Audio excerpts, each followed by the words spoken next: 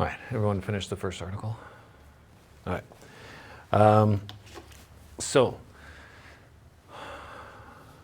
this was written in 1990.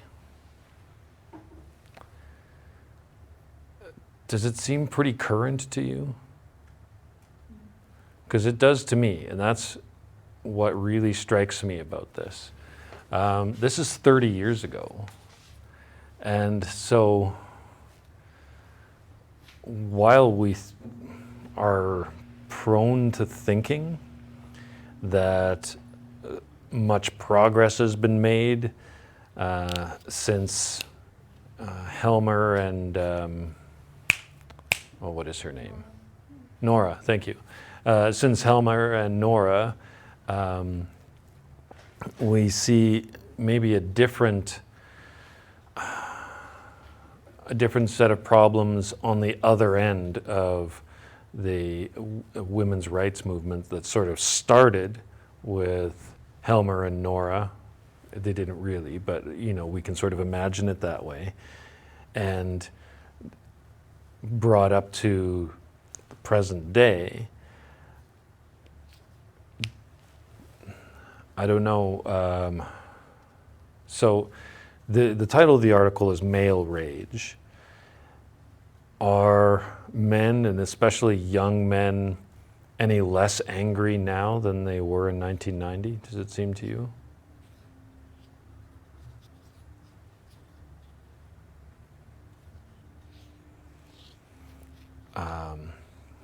It's hard to say. I don't personally have the impression that they're much less angry, and it's possible that they're even more angry now. But I thought that for a short article, it had a lot of really sharp insights in it, and especially considering how long ago it was written. So if we are to try to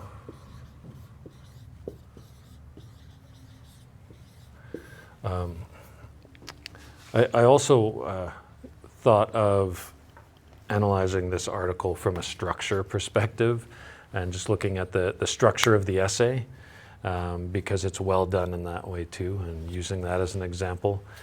So we may come back to it for those purposes. But what would we say are the causes for male rage?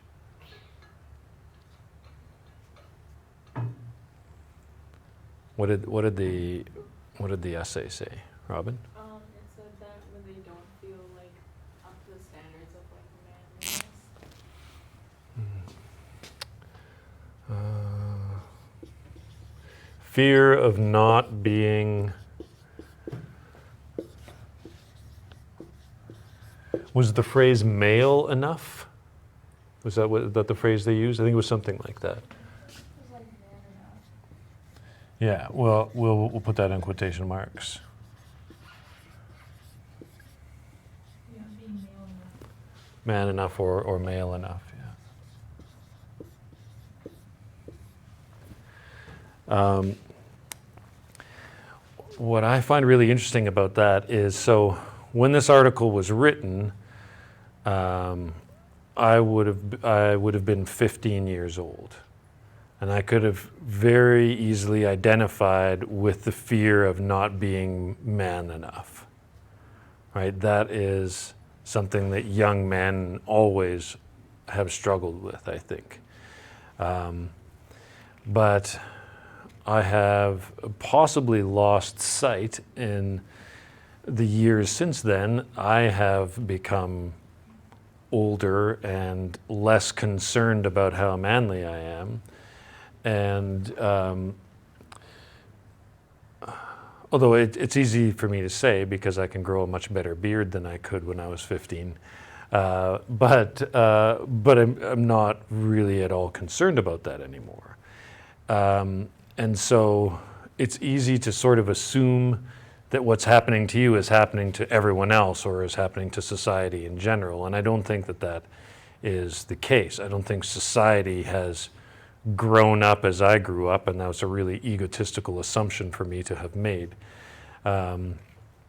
Just because that, I grew up didn't mean everyone did. But does this strike you as being, I don't know, legitimate? Like, can you see it? Can you sort of understand it? And I think we talked about this maybe last class, where, or maybe it was the other half of the class, I can't remember. But I think it was you, because I think Abby was wearing a plaid shirt, I remember. So there is a lot more stigma attached to not being manly enough than there is to not being womanly enough. So you can sort of, it's not an excuse, but it's important to understand, at least as a reason. What else is a factor in this male rage and this? Beth? I don't know if this one was like from the article or not, but for pretty much since the beginning of time, men have been known to be like the more important, or the leader or whatever, like, and women were always like the second gender, I guess, like the less important. And then like 100 years ago there was this like really quick switch, and I feel like just fear of the unknown, honestly. Okay, so we'll say defensiveness over loss. I'm going to actually change that to say perceived loss.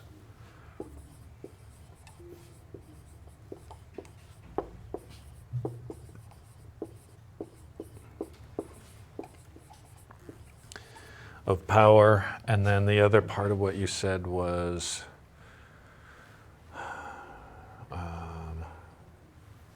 Yeah, I think they just would feel, or some people I guess would feel as though they would have become less important.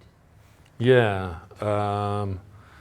loss of power, importance.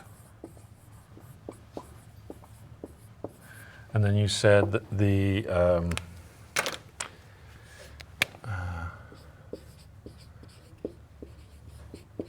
societal change has been abrupt.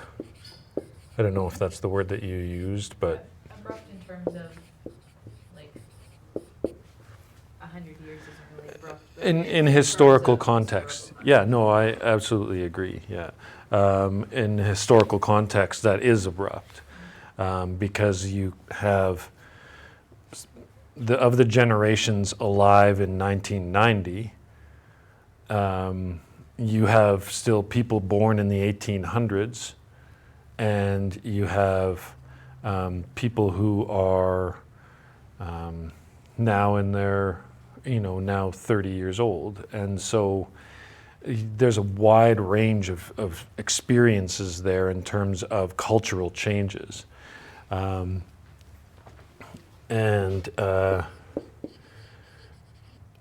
fear of change is a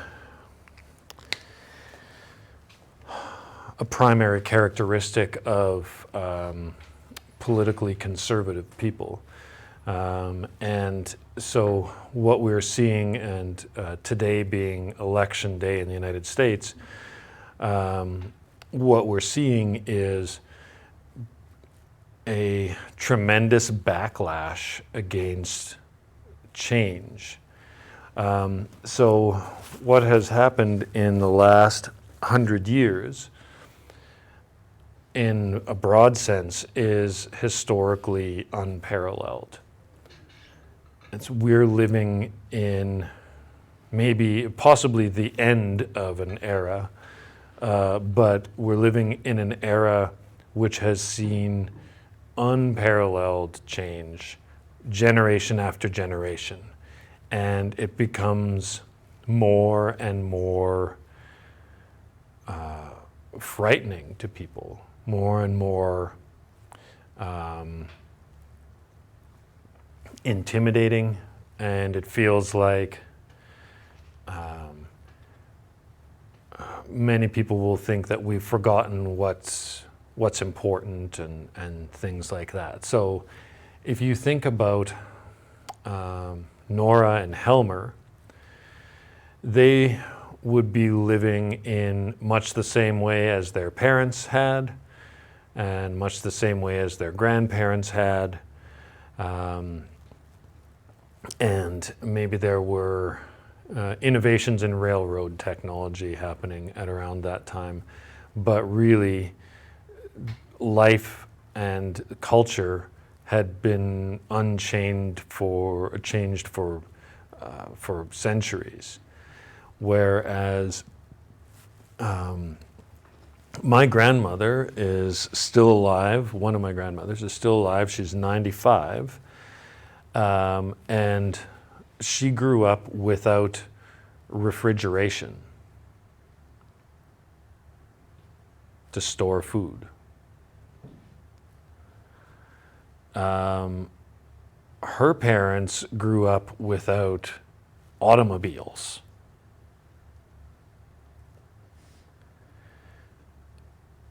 My dad didn't have a television, didn't see television until he was probably 10 or 12 years old. Air conditioning wasn't invented until the 1950s or 60s.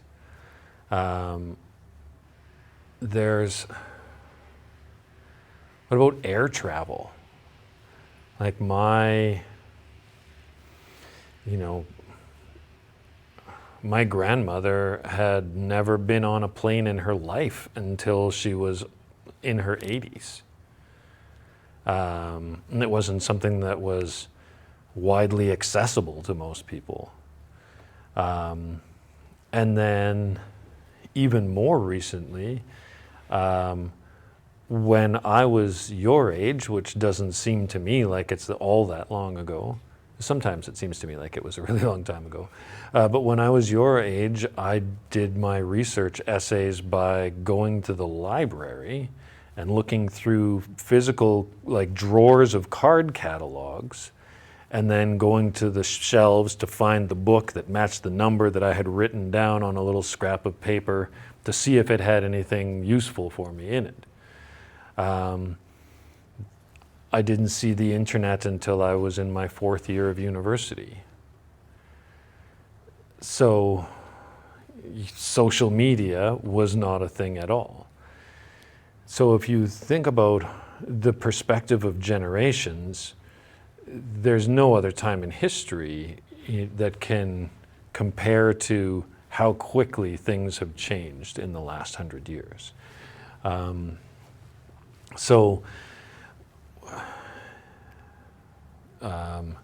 Is fear of change warranted?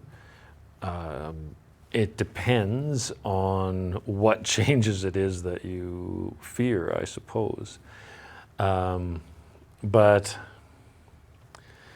the word perceived here is important, I think, because my wife can make as much money as I do doesn't make me earn less money, right? And in fact, she makes more money than I do, and which is fantastic. It's great. But not everyone sees it that way. But when you are concerned with your own personal sort of importance and authority, then if that was my concern, then her earnings would bother me, because then I wouldn't have that bit of authority in my pocket, the fat wad of authority in my pocket. But because I don't think of it that way, because I think in terms of, well, wait a second now, if she's earning more than me, then our earnings together are even better. And so this is good for both of us. And so there's always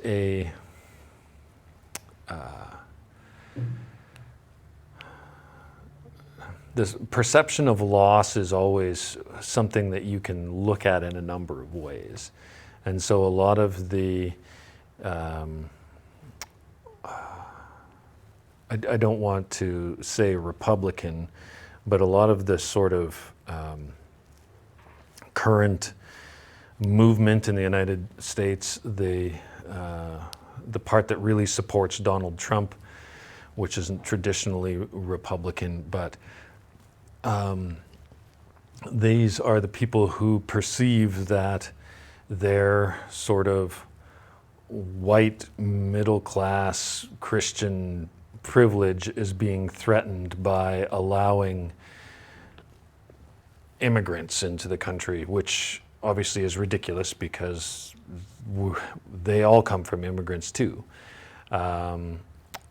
Or that there are now, women on the Supreme Court, and this is a threat to them in some way. And it's an inability to look at us more inclusively. And you'll recall, I think I talked about us and them and the other in a recent class. And there is, I think, an unavoidable tendency in the human brain to try to identify who us is. And sometimes we can identify who us is by identifying who them is. And us is not them. That is unfortunate, but the wider one is able to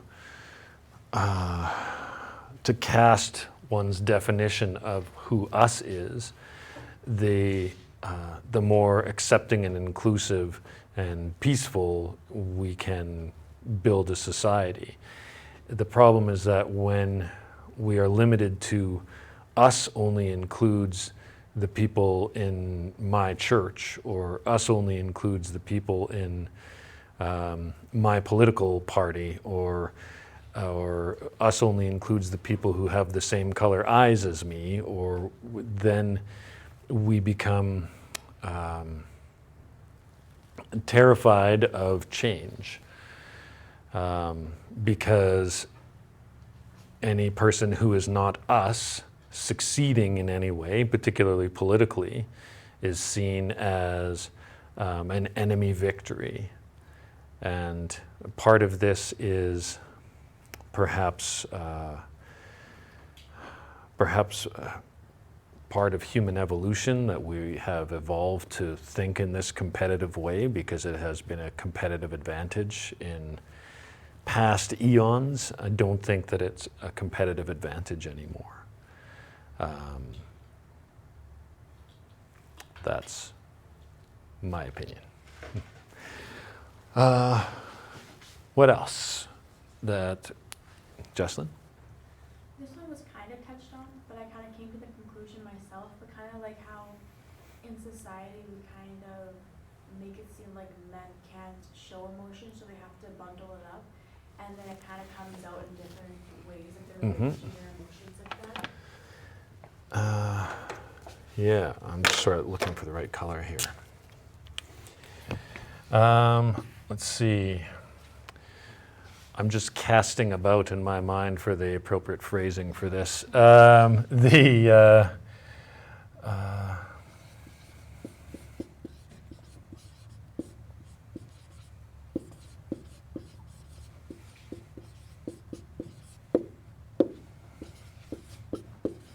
The cultural impropriety of men showing emotion.